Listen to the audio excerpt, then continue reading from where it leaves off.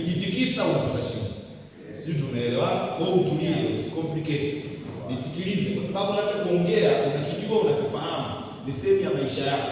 Sasa mitaani utasikia wanasema akiwa hiyo atafanya nini?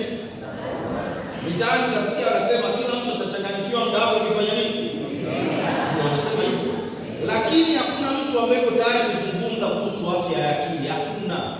Na haya mambo ya afya ya akili kila mmoja anajiona mzima. Nilikuwa nimeanza kufanya mambo kama mwaka wa 10 nafanya hizi kazi. Mwanzo nilikuwa nikienda sehemu watu wanatoka kipindi gani kinaitwa, nikawaambia nisikilize. Waiteni watu wote ambao wanafanya kazi kwenye taasisi waje. Hata nyinyi kama kuna mtu mnamjua yuko hapo, mwambieni yani. Haya mambo siku ya jua na kuyaelewa hauingii mbinguni. Ukafanya nini mbinguni? Nikiongea gani na Waislamu nawaambia nyinyi si mnajua mwisho wa mambo yote mnaenda peponi. Usipoelewa haya mambo ya afya ya akili peponi uendi. Yaani ukafanya nini? Mbinguni sio wanaenda washindi. Umeshinda nini sasa? Kama roho inakuuma mtu akivaa nguo nzuri ya makambi, wewe mbinguni wewe ndio tushinde. Na ushindi wewe. Tulishaambia kwenye Biblia, si ndio? Tunayaweza mambo kupitia nini? Ndio iko hivyo. Kinyume na hapo ndio tatizo. Sasa tafiti zinasema katika watu 4 kuna mmoja anapitia hali yake. Katika watu wangapi? 4. Nimetumia neno hali yake kwa sababu ndio lugha zetu za jamii leo, si ndio? Lakini mental conditions ndio hali yako. Hapa tuko wangapi? Tuko zaidi ya 4, si ndio? Kwa kuna watu hapa hawako sawa. Hawako sawa, usicheke. Ni kitu kirahisi, hawako sawa. Hawako sawa. Sasa nasema inawezekana ikawa ni anxiety. Anxiety si wasiwasi. Nani hana wasiwasi hapo? Umeamka toka asubuhi, yule jamaa umemtumia message kaiona tiki zote mbili za blue na haja kujibu, unajisikiaje? Si ndio unaondoka hiyo? Si nimekwambia hata mtaani kwa anasema akiwa hiyo atafanya nini? Kule mtaani anasema huu mchezo unahitaji nini? Mchezo gani? Mambo ya afya ya akili. Anxiety. Lakini inawezekana ikawa ni depression. Depression ni sononeko. Yaani umevaa nguo nzuri afu usifiri, unajisikia. Umefanya program nzuri afu uambie amina, watu wanakuangalia. Unapata kasononeko kama hivi, nimekosea au mpaka mwingine anauliza hivi, nimefanya vizuri. Mbona kama watu wamenyamaza? Ndio unaondoka hivi. Ndio unaondoka. Lakini anasema ni stress. Na stress ndio maisha yetu, na wote tuna stress. Mimi mwenyewe nilikuwa na stress hapa kuwahi. Nimepigiwa simu nikasema saa 4 kamili nitatoboa. Natoka Garantoni hapa Limao kule. Niliendesha gari kwa speed. Sijakutana na traffic. Nilikuwa napambana na stress zangu, si ndio? Na stress ndio maisha yetu. Na ndio maana kwenye dunia ya leo hakuna mtu anaingia kulala hajahakikisha simu yake iko kwenye chaji. Yupo. Utapambana simu ikae kwenye chaji. Hata ukishtuka utauliza hiyo simu iko kwenye chaji. Sisi ndio tunafanya hivyo. Tunapambana na stress zetu. Na wote tuna stress. Hakuna sema stress, sio? Hata ukitaka kupanda gari wewe unaulizaga hili gari lina siti ya kuchajia. Wengine hampandi kwa sababu halina siti ya kuchajia. Unauliza kabisa lina washroom, kama halina washroom upande. Unauliza kabisa lina siti ya dirishani. Kama halina siti ya dirishani, na kama imechukuliwa dirishani unauliza aliyekata dirishani ukoje, kijana mzee ukoje? Huwezi kukaa na kila mtu vibe itakuwa tofauti, si ndio? Unapambana unakaa na mtu ambaye ukikaa au vibe yaani itaenda. Kinyume na hapo hapa tunaona. Kwa hiyo na some other challenges. Kwa hiyo watu wanapitia hizi changamoto. Na uwezo wa kubeba hizi changamoto tunatofautiana mtu mmoja na mtu mwingine. Sasa watu experience hizi challenges, experience hizi changamoto, wakipambana na hizi hali zao, wanakuwa hawako productive. Wanakuwa hawako nini? Productive. Sisi tumeumbwa ili tuweze kuwa productive. Ndio maana mahali fulani wanasema siku 6 fanya nini? Asiyefanya kazi aliko productive, kwa sababu utaproduce nini au ufanye kazi? Na tunafanya kazi asubuhi, mchana, jioni. Ukishindwa kufanya kazi unaumwa akili literally. Sasa unafanya nini? Kazi ufanye. Siku 6 fanya kazi. Ufanye nini? Ufanye kazi. Hizi imezima. Ingawa sauti yangu ni kama kwa sibio. Tunafanya kazi.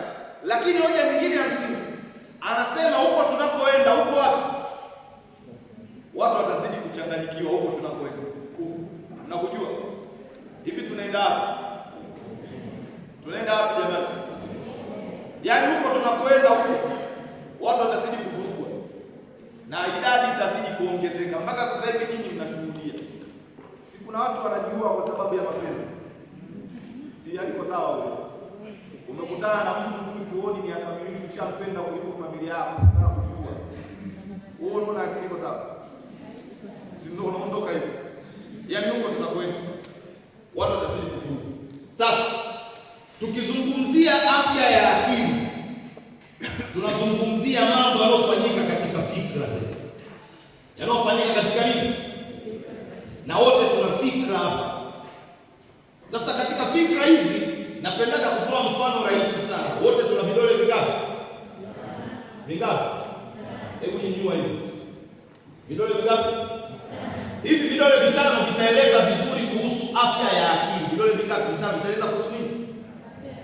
Tunaanza vidole cha kwanza mpaka mwisho. Sawa? Na unafanya au umeshachoka? Ghafla hivi. Maisha ni mtazamo, sawa? Na kila mtu ana mtazamo. Mtazamo wako sio mtazamo wangu, mtazamo wao sio mtazamo wetu. Kila mtu ana mtazamo wake. Hapa mimi nimekaa nazungumza, pastor ananiona mimi kwa huku, sio? Wale watu wa mitambo wananiona wapi? Kuna wengine wanaona kwa kila mtu ana mtazamo. Akitokea mwingine huko ataniona huko. Kwa maisha ni mtazamo. Ndio maana vijana wa Arusha wanasema uko rada. Unajua kazi ya rada? Rada inataka kuona kitu clear. Yaani ile jambo unaliona kama tunavyoliona sisi au unaliona kimshahara kikona yako. Ndio tatizo linakuanzia. Na kwenye haya maisha kama unioni jambo katika uhalisia umepigwa, ndio unaondoka hivi. Ulisha kusema mbona kisoko chake hicho kisoko kama kinakukera, njoo huko uone sura yake. Maisha ni mtazamo.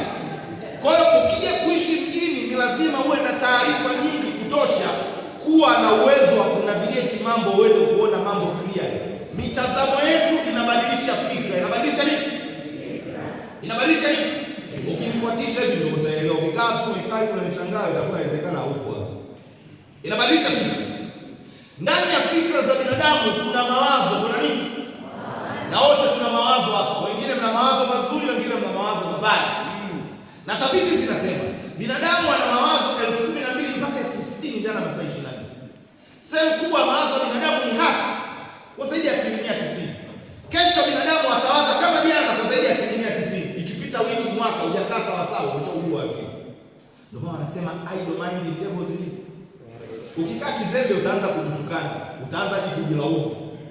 Utaanza hadi kuchukia makoti yako ya shule ya sababu. Ushakutana na mtu analaumu nguo zake. Unajua huyo akili iko sana, anaomba. Ili koti silipendi ila analivaa mpaka watatu.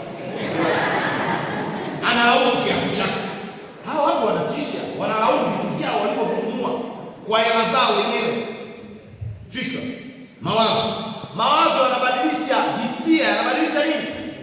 Yaani niliambiwa kwenye hii kodi ya hapa kuna nyoka. Nikifika hapa mawazo ataniambia hapa ndipo kwa nini? Kwenye nyoka. Mawazo ataniambia. Kwa hiyo nikiwa hapa emotionally nitabadilika, hisia zitabadilika.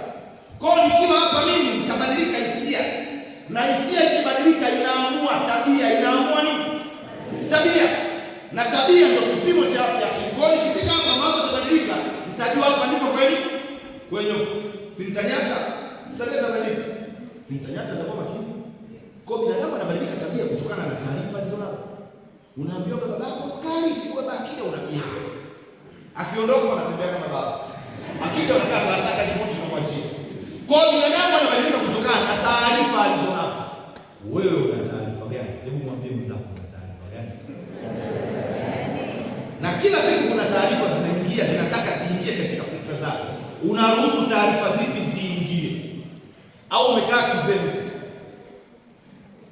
Tabia yako itabadilika.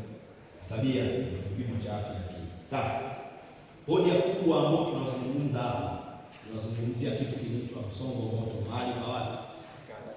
Kazi. Na tumezaliwa tumekuja kazini. Hapa ndio kazini. Kazi yangu ikiisha nami nikifanyaje? Unajua hapa ni kazini. Hivi unafanya kazi au unapiga umbea? Hapa ndio kazini. Hapa ndio kazini. With his light we shine. Sindio? Una shine, si ukishine si unafanya kazi. Si una deliver. Si una deliver. Sawa? na yeye anasema mimi niko pamoja na nyinyi mpaka ukamilifu wa nini? Sawa, huku tukimtwisha yeye fadhaa zetu, ila mzigo wako lazima uubebe. Fadhaa mpe, ila mzigo lazima uubebe. Yaani hata kama ukisali matatizo lazima upitie, ila hofu itakapokuwa yeye ndio Mungu. Hofu ni utaratibu. Na dunia leo watu wanaishi wanataka wamkabidhi Yesu kila kitu. Sasa alikufa msalabani kwa ajili ya nini? Wewe ni lazima ubebe mzigo wako. Wewe nifuate, ila beba mzigo wako, alafu fadhali kisha nini? Msifadhaike mioyoni. Ukifadhaika sitoshokuwa akili au kufadhaika nini jamani? Si mnaniamini mimi? Tulie kwa hivi. Mzigo ubebe nifuate. Ila kuhusu mzigo utafikaje? Niachie mimi, nitakupa uwezo. Tunayaweza mambo yote kupitia yeye anayetupa nini? Ila mzigo lazima ubebe. Ndugu zangu, unakaa mzigo unako, lazima ukabebe. Na hapo kama mzigo ni wewe. Hakuna mtu mwingine. Ukiweza kujibeba, ushaibeba hivi. Unasikia? Hapo kama mzigo ni wewe. Sasa watu wanataka kujibeba, wanataka watu wengine wawabebe, ndio ugonjwa unapoanza. Unatia status, unataka watu wengine wa comment. Usipo comment unakisikia. Uone wewe unaondoka iko hivyo. Msongo moto mahali pa kazi. Kwa tuko hapa kwa ajili ya kufanya kazi. Na hii kazi tushapewa matumaini tutaifanyaje? Wote ni utaratibu. Wote ni utaratibu. Mahali fulani kwenye Biblia tunasoma katika kitabu cha Wafalme, Daudi anaondoka anamwambia mtoto wake, sasa mimi naondoka kama watu wengine wanavyoondoka. Wewe mwanangu unatakiwa kuwa hodari na ujionyeshe kweli mwanamume. Hao Wayahudi wakisema mwanamume wamaanisha wanawake wanakataa, mmesikia? Yaani ni lazima uwe hodari hapo ujionyeshe una uwezo ya kufanya vitu kulingana na ulivyoumbwa. Huo ndio utaratibu. Huwezi kuonyesha kwa uwezo wewe unaumwa akili. Unafanya nini? Unasubiri nini? Usinipite Mwokozi akipita kukuta anakufanyaje? Anakufanyaje? Anakufanyaje? Kwa tuko hapa duniani kujionyesha. Ingawa kwenye dunia yetu ukijionyesha unaonekana una kielele. Ukijionyesha unaonekana chawa. Jamani, tuko hapa kujionyesha. Ni mwendo wa kujionyesha kwa uwezo tulionao. Ukimaliza hii kazi tunaenda mbinguni, ndio utaratibu. Kazi rahisi sana. Tuko hapa kujionyesha. Jijue una nini, jionyeshe, subiri akija unaingia mbinguni, hakuna kingine. Sawa? Sasa huu ndio utaratibu. Sasa hoja ya msingi inaanzia.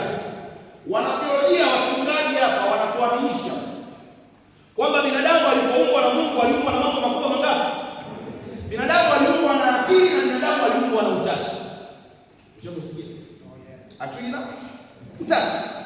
Akili ya binadamu ina hisia, ina mawazo, ina fikra. Si ndio moyo tunasema? Hivi tukisema moyo wa binadamu tunamaanisha huu au tunamaanisha fikra? Si ni fikra? Kwa binadamu ameumbwa na hisia. Akili ya binadamu ina fikra, ina mitazamo, ina mawazo, ina hisia, ina tabia. Akili ameumbwa. Lakini ameumbwa na utashi. Utashi unakupa uwezo wa kufanya maamuzi, reason, si ndio? Na kila siku tunaamua. Na ili uamue vizuri ni lazima uwe emotionally grounded. Ili uamue vizuri. Ukiwa too emotional, intelligence utashi unashuka ili vice versa. Si ndio kwa hivyo? Ndio maana huko duniani nilikwambia mara ya kwanza wanasema huu mchezo unahitaji nini? Mshajua ni mchezo gani? Mshajua ni mchezo gani? Mbona mjibu? Mshajua ni mchezo gani? Sasa wanasema toka dhambi imeingia bustanini, hizi nyaya zinachomoka kama unavyoona pale. Haya mambo ya afya ya akili yalianzia bustanini Edeni. Edeni. Watu wameumbwa na Mungu, wameletwa. Alafu Mungu akana kila jioni anashuka kupiga nao story. Unaendeleaje? Poa. Umelizika. Mambo yako mazuri, akaona Adamu anazungumzia kama atakufanyia mtu, tulia.